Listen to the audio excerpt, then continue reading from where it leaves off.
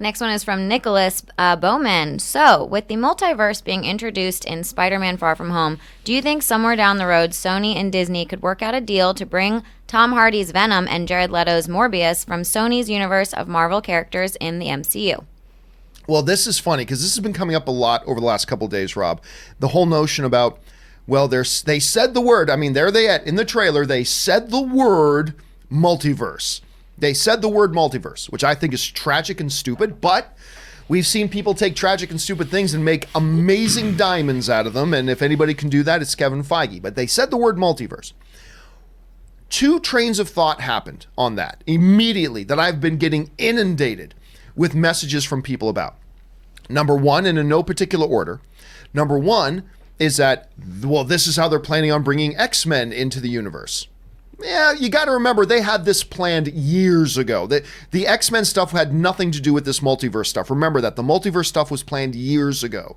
They knew where Endgame was going to end up and where Spider-Man Far From Home was going years ago before the Fox deal was ever in there.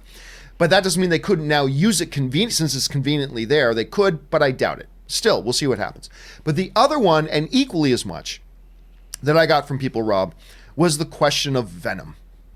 Does this then open the door for Venom to cross over with Spider-Man and have a Spider-Man crossover with Venom? Now, I'm going to tell you right now, Rob, my initial reaction to that was, no, I doubt it. I mean, really, that doesn't make a lot of sense to me to do that. I think Sony doesn't need an excuse to bring Spider-Man into a Venom movie if they wanted to. They wouldn't have to have any kind of excuse if they really wanted to.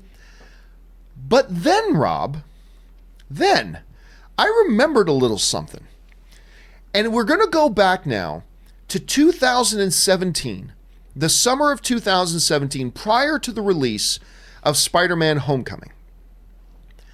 And Kevin Feige and Amy Pascal were confronted with a question, so are we going to see Spider-Man and Venom in the same movie and all this kind of stuff? And Amy Pascal, I want to remind everybody what Amy Pascal said to that a lot of people discussed for a minute and then we all discarded and forgot about. But let's go back to what she said in 2017. She said the following. First, when asked about the Sony and Spider-Man and Venom and all that kind of stuff. First, there is Spider-Man happily living in the place where he's supposed to be, which is in the Marvel Universe. I think everything comes from that. This is the signpost, the tentpole, the signature, and the other movies that Sony's going to make in their relationship to this MCU Spider-Man take place in this separate Sony world. Although you're not going to see them in the Marvel Universe, it's in the same reality. Let's listen to that last one again. Although you're not going to see them in the Marvel Universe, it's in the same reality. Now, if you guys remember correctly, when that happened, remember, she was with Kevin Feige as she was saying that. And when she said that, Kevin Feige had a notable reaction. And people were like, oh, because she was lying and saying something wrong. Or was it that she was starting to slip a couple of things that she shouldn't slip?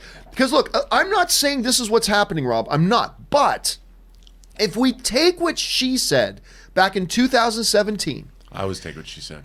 Always take what she said. And then we now look at the current circumstance where we've got a multiverse being introduced. They are in different universes. But is that when she slipped same reality, could she have been foreshadowing, or was that a slip of the tongue letting us know that there are these plans down the road? You've heard this comment. What do you think, Rob? I don't think there's a multiverse. I think that you've got the quantum realm. We've already seen that in Endgame. Those of you who know your comic book history, Amazing Spider-Man #1. Yeah, you see the Fantastic Four on the cover. But what else happens in that? The Chameleon strikes. The Chameleon is a character that's been with Spider-Man since issue 1. I think Nick Fury is not in this movie. I think it's the Chameleon. I think Mysterio and the Chameleon have teamed up. I think everything we've seen in the trailers is a sham. And I think when we watch this movie, it's going to be even better. That's why there's this line, you're a hard man to find. That's why Nick Fury, Mysterio, the Chameleon doesn't know that, I mean, who knows when they've met? They probably didn't. I think there's shenanigans. I call shenanigans, John.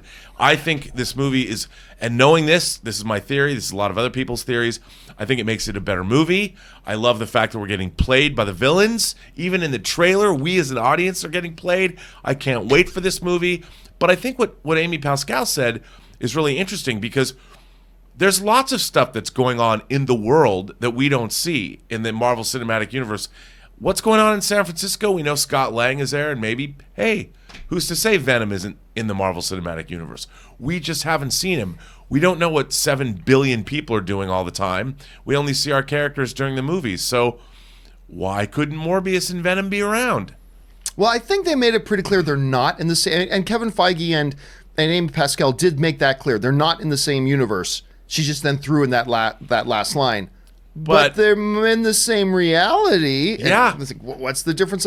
So if they're not in the same universe, they're in the same different reality. Now, I'm not going to lie to you, Rob. This whole theory of yours about the chameleon is now suddenly there.